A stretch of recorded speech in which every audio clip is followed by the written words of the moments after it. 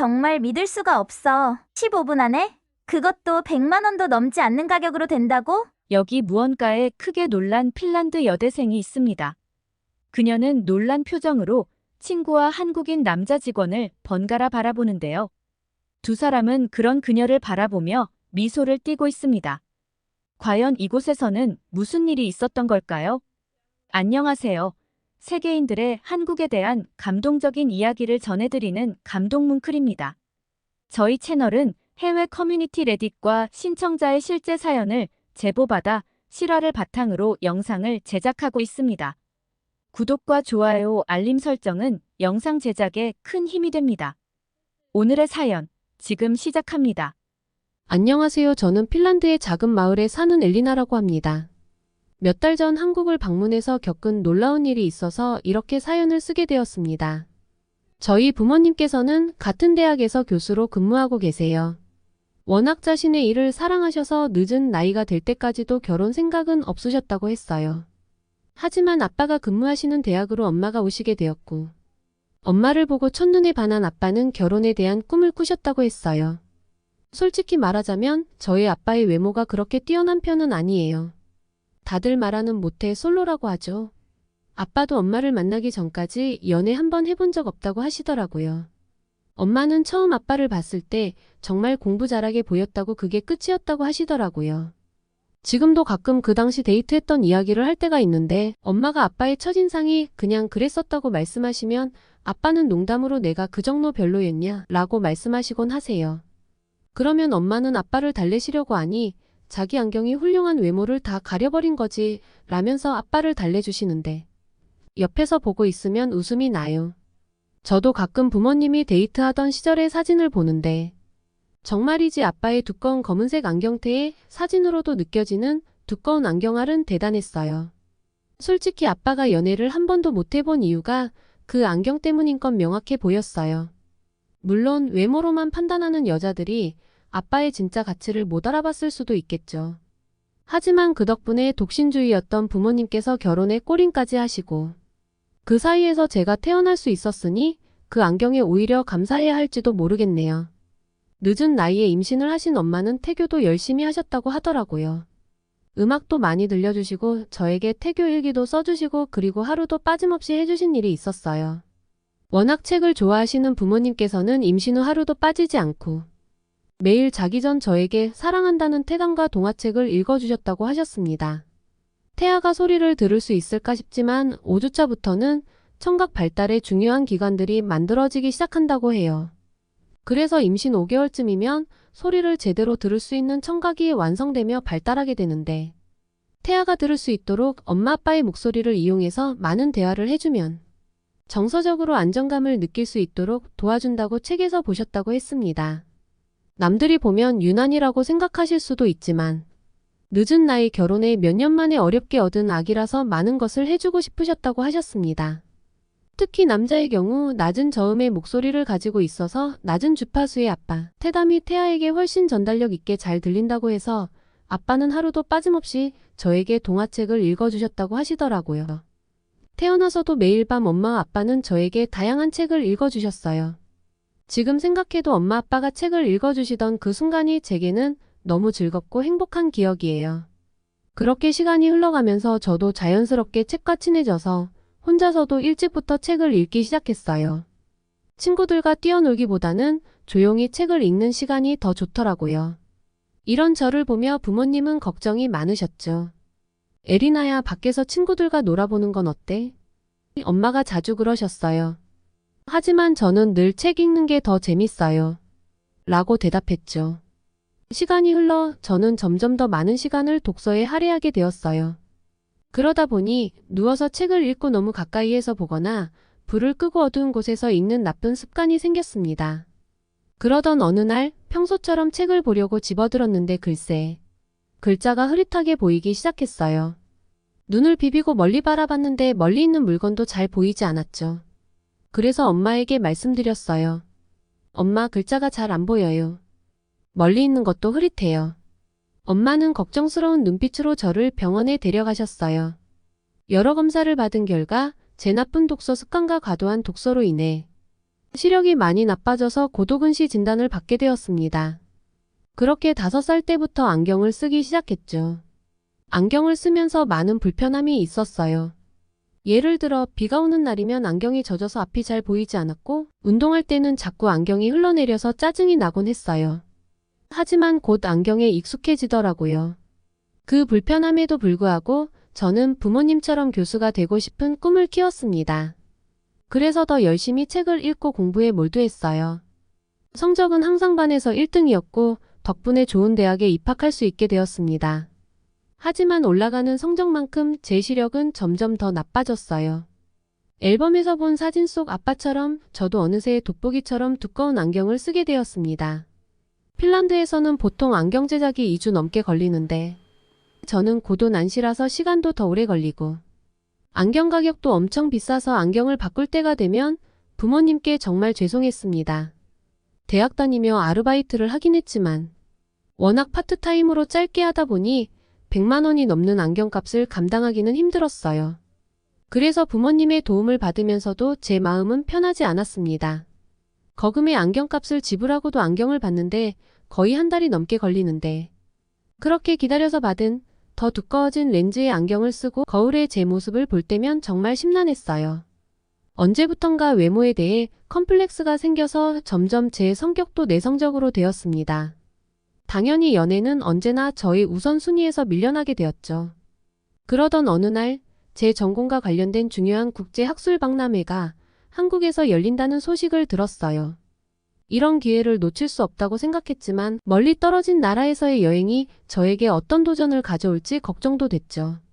하지만 제가 한국을 가기로 결정하게 된 가장 큰 원동력이 된 건 바로 어릴 때부터 단짝으로 지냈던 친구 마리의 조언 덕분이었어요. 마리는 같은 동네에 살던 여자친구인데 책밖에 몰라서 항상 외톨이던 저에게 유일하게 먼저 다가와 손을 내밀어준 친구였어요. 고등학교 들어가면서 이사를 가는 바람에 자주 볼 수는 없었지만 그래도 꾸준히 연락은 하고 있었거든요. 제가 대학교에 입학하고 얼마 뒤 마리가 한국이라는 곳으로 유학을 간다고 했을 때 많이 서운했었어요. 마리는 확고한 신념이 있더라고요. 그때 한국 문화, 한국 드라마, K-팝에 빠져 있었고 마리는 결국 한국어 학당에서 공부할 수 있게 되었다며 너무 기뻐했었어요. 한국으로 간 후 한국은 정말 너무 편하고 좋다면서 저에게 종종 한국으로 놀러 오라고 했었지만 안경 문제도 있고 우선 집을 떠나 다른 나라를 여행하는 게 아직 용기가 나질 않아서 선택한다고 할 수가 없었어요. 하지만 이번에는 달랐어요. 마리와 오랜 시간 통화하고 나니 생각이 바뀌더라고요. 마리에게서 들은 내용을 제 눈으로 확인하고 싶었어요. 부모님께서도 넓은 세상을 봐야 시야가 넓어지니 이번 기회에 한번 도전해보라고 하셨습니다. 그렇게 며칠 밤을 고민한 뒤 전 결심했어요.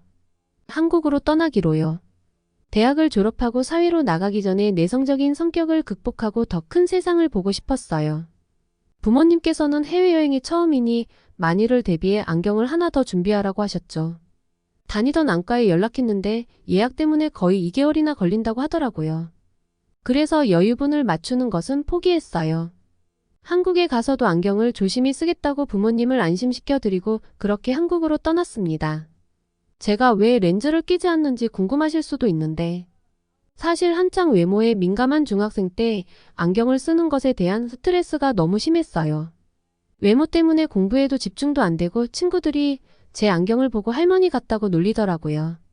그날은 너무 속상했어요. 그래서 집에 와서 제 방으로 들어가서 혼자 울고 있는데 재택근무를 하시고 계시던 엄마가 어찌하셨는지 제 방으로 오시더라고요. 무슨 일이 있냐고 물으셔서 처음에는 아무 일도 아니라고 말했어요. 어렸을 때부터 안경을 써서 저한테 많은 돈이 들어가고 있는 것을 아는데 창피하다고 렌즈를 사달라고 하기가 너무 죄송했어요. 그래서 끝까지 말을 안 하려고 했는데 엄마의 기다림에 사실을 털어놓았습니다. 학교에서 안경 때문에 애들에게 따돌림 당하고 있다고요. 엄마는 저를 꼭 안아주시면서 그동안 많이 속상했겠다. 진작에 얘기하지 그랬어. 라고 하시면서 신경을 못 써줘서 미안하다고 하셨습니다. 그런 우여곡절 끝에 드디어 콘택트 렌즈를 구입했습니다. 처음 렌즈를 착용했을 때 저는 큰 기대감을 가지고 있었어요. 그런데 몇 시간이 지나지 않아 눈이 불편하고 가려워지기 시작했어요. 처음엔 단순히 적응하는 과정에서 오는 일시적인 증상이라 생각했습니다. 하지만 시간이 지날수록 증상은 더욱 심해졌고 결국 눈이 빨갛게 충혈되어 렌즈를 견딜 수 없는 지경에 이르렀죠. 처음에 차가운 찜질로 증상이 조금 나아졌지만 결국엔 렌즈 착용을 포기했어요.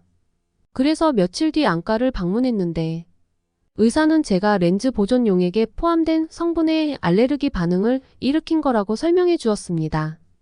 결국 저는 렌즈 착용을 중단했고 치료를 위해 스테로이드 안약을 사용해야 했던 그 시간들은 정말 힘들었어요.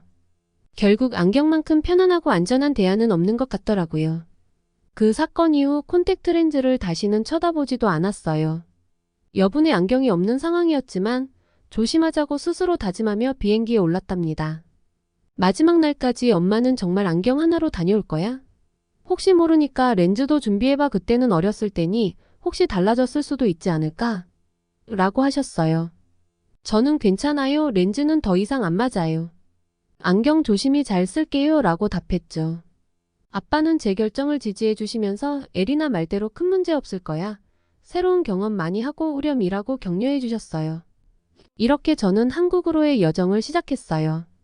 안경이라는 작은 걱정을 안고서도 새로운 도전을 할 생각을 하니 기분이 금세 풀리고 설레더라고요. 인천국제공항에 도착했을 때 정말 상상도 못한 광경이었어요. 핀란드와는 비교도 안 될 만큼 엄청나게 큰 인천공항은 바깥 모습뿐만 아니라 안쪽까지도 너무나 편안하고 깨끗했어요. 구석에 쓰레기 하나 보이지 않더라고요.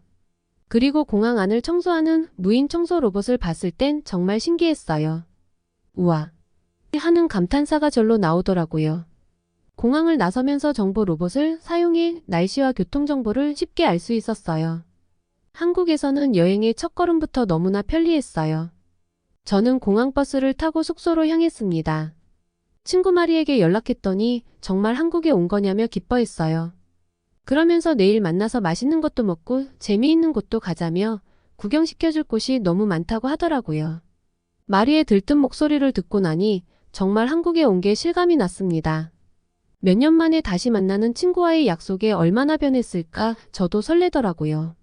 한국의 편리한 교통 시스템 덕분에 숙소에 무사히 도착할 수 있었습니다.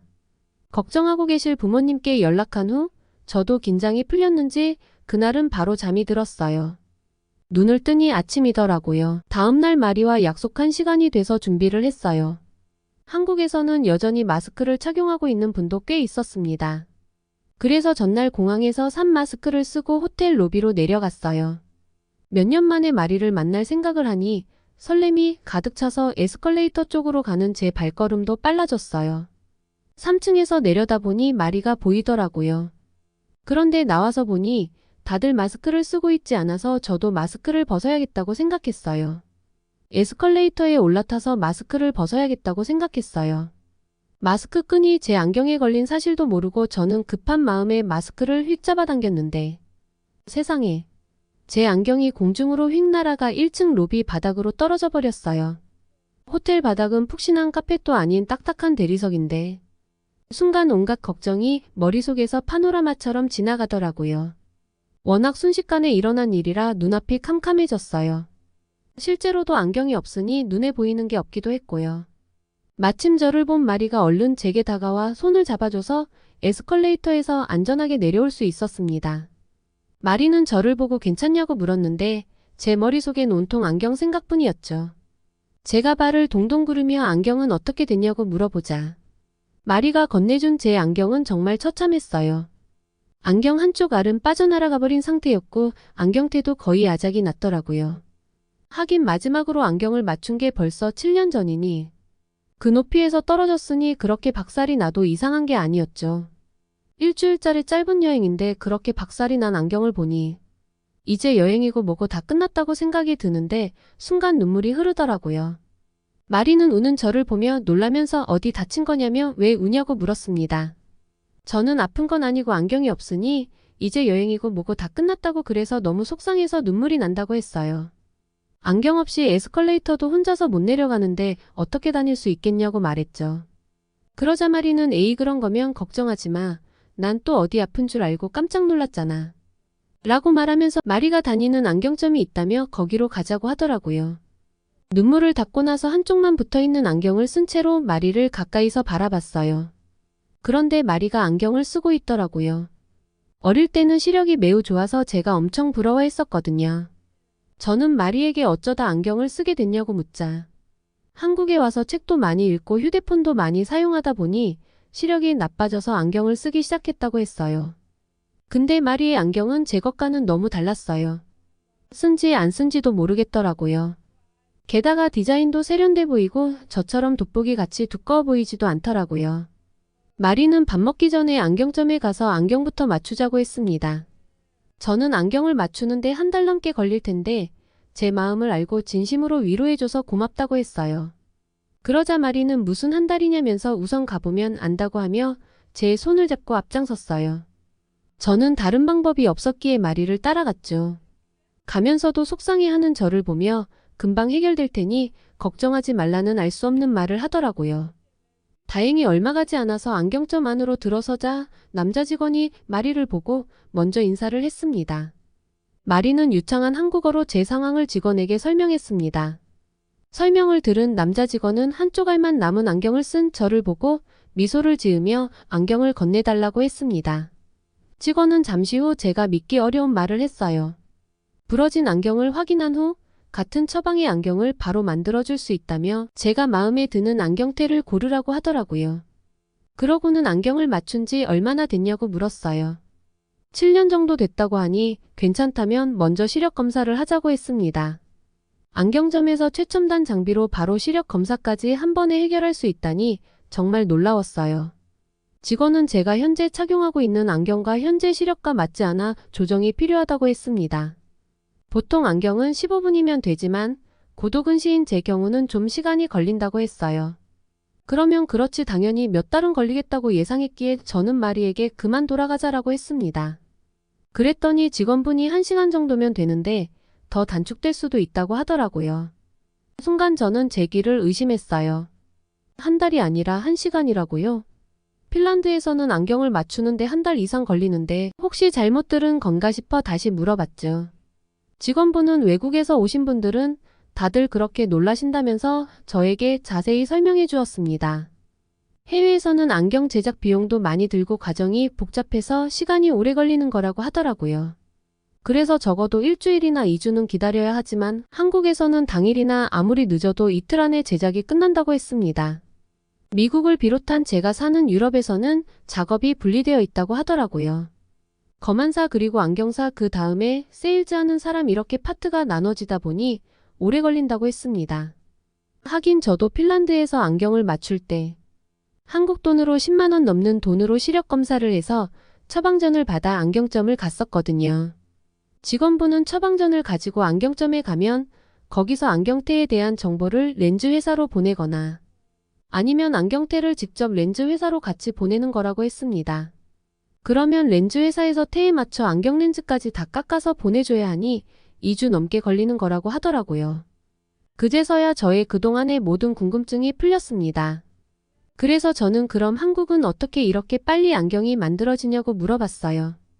한국에서는 한 안경사가 모든 작업을 통합해서 처리하기 때문에 가능한 일이라고 하더라고요. 시력 검사부터 안경 제작까지 한 사람이 모두 할 수 있어서 정말 빠르게 진행될 수 있다고 했습니다. 저는 그 말을 듣고 한국의 효율적인 시스템에 정말 감탄했어요. 직원분의 친절한 안내와 빠른 대응에 정말 감사했죠. 그리고 제가 선택한 새 안경테로 1시간 뒤에 완벽한 안경을 받았을 때의 그 기쁨이란 정말 말로 표현할 수 없었어요. 우와, 정말이지 이렇게 빠르게 안경을 맞출 수 있다니. 속도에 한번 놀라고 안경을 써봤는데 세상에, 마치 안개가 거친 숲속을 보듯 온 세상이 너무나 또렷하게 잘 보이는 거예요. 그동안 쓰고 있던 안경과는 정말 비교도 안 되더라고요. 게다가 안경테는 왜 이리 가벼운 건지 마치 안경을 쓰지 않은 것처럼 가볍더라고요. 그동안은 항상 안경이 무거워서 코가 눌려서 자국이 생겼었는데 거울 앞에 보이는 저는 마치 다른 사람 같았어요. 안경테가 촌스럽지 않으니 제가 세련돼 보이더라고요. 마리는 이제야 제 미모가 빛을 발한다고 하면서 눈이 정말 예뻐 보인다고 칭찬했습니다. 남자 직원분은 저에게 정말 미인이시라고 하면서 기존 안경알이 너무 두꺼워서 그래 보였을 거라고 하더라고요. 새로 맞춘 안경알은 최대한 압축한 압축렌즈를 사용해서 제작을 했다고 했습니다. 압축렌즈라니요.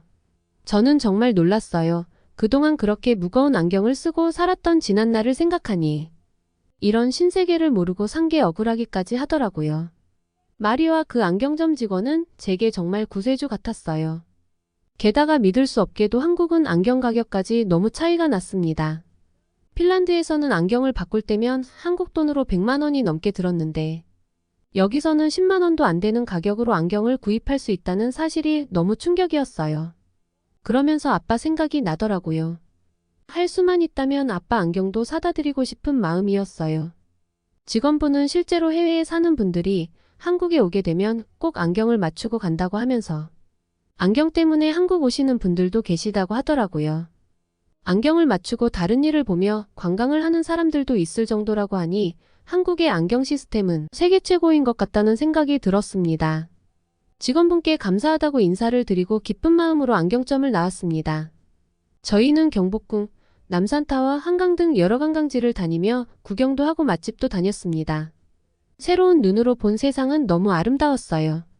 일주일이라는 시간이 너무나도 짧게 느껴졌습니다. 공항에서 마리와 작별을 하면서 내년에 또 오기로 약속했어요. 핀란드 공항으로 마중 나오신 부모님께서 저를 보시고 깜짝 놀라시던 모습은 아직도 잊혀지지가 않아요. 사실 안경이 망가졌다는 말을 하면 걱정하실까봐 비밀로 하고 있었거든요. 새로운 안경을 쓰고 나타난 저를 보며 부모님께서는 한국에서 무슨 일이 있었냐면서 우리 딸 맞냐며 안경 하나로 사람이 너무 달라 보인다고 좋아하셨어요. 소극적인 성격과 외모 컴플렉스에서 벗어났고 졸업식 날에는 제 생애 첫 남자친구가 생겼어요. 졸업하면 이제 못 볼 것 같아 용기 내서 고백했다고 하더라고요. 요새 너무나 행복한 하루하루를 보내고 있어요. 아참 내년쯤에는 부모님을 모시고 한국을 방문할 예정입니다. 어서 아빠의 저 투박하고 무거운 돋보기 안경을 바꿔드리고 싶거든요. 내심 아빠도 제 안경을 만져보시며 부러워하시더라고요. 그동안 열심히 아르바이트해서 한국에서 안경 여러 개 살 돈도 충분히 모아놨습니다. 지난번에는 당황해서 제대로 구경을 못했는데 이번에는 다른 디자인의 안경테도 여유롭게 구경하면서 몇 개 더 사오려고요. 부모님이 한국 여행을 하면서 얼마나 행복해 하실지 상상하니 벌써부터 너무 기대가 되네요.